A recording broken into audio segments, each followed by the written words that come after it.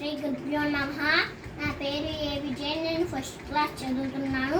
మా గురువు గారి పేరు ఆళ్ళ వరహాగణేష్ గారు. నేను విశాఖ జిల్లా ఆంధ్రప్రదేశ్ అనకాపల్లి ప్రాంతం నుంచి చెప్తున్నాను. తెలుగులో పుణ్యపేటి బమ్మెర పోతన శ్రీమద్ భాగవత అమృతాన్ని తెలుగు జాతికి అందించడానికి పూనుకున్నాడు. ఈ పద్యం దశమస్కందంలోనే కృష్ణుని ప్రార్థిస్తూ కోర్పుల నిర్మలమైన భక్తితో కృష్ణుని ప్రార్థిస్తున్న పద్యం. నల్లని వాడు పద్మనయనములవాడు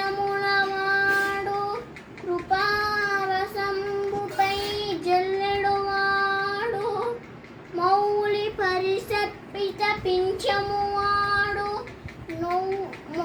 నవ్వు రాజిల్లడు మూవాడొకడు చెల్వల మానదనంబు తెచ్చెను మల్లియలారా మీ పొదల మాటున లేడు గదమ్మ చెప్పరే. భావము: మా కృష్ణుడు నల్లగా ఉంటాడు, పద్మాల వంటి కొన్నులు కలిగిన వాడు, ఎల్లప్పుడూ నవ్వుతూ ఉంటాడు, అందరిపైన కృప చూపించే వంటి వాడు. గోపికల మనస్సును దోచుకొని ఇలాగొచ్చేశాడు. ఓ మల్లె పొదల్లారా, ఈ పొదల మాట నా కృష్ణుడు ఉన్నాడా అని గోపికలు వేడుకుంటున్నారు.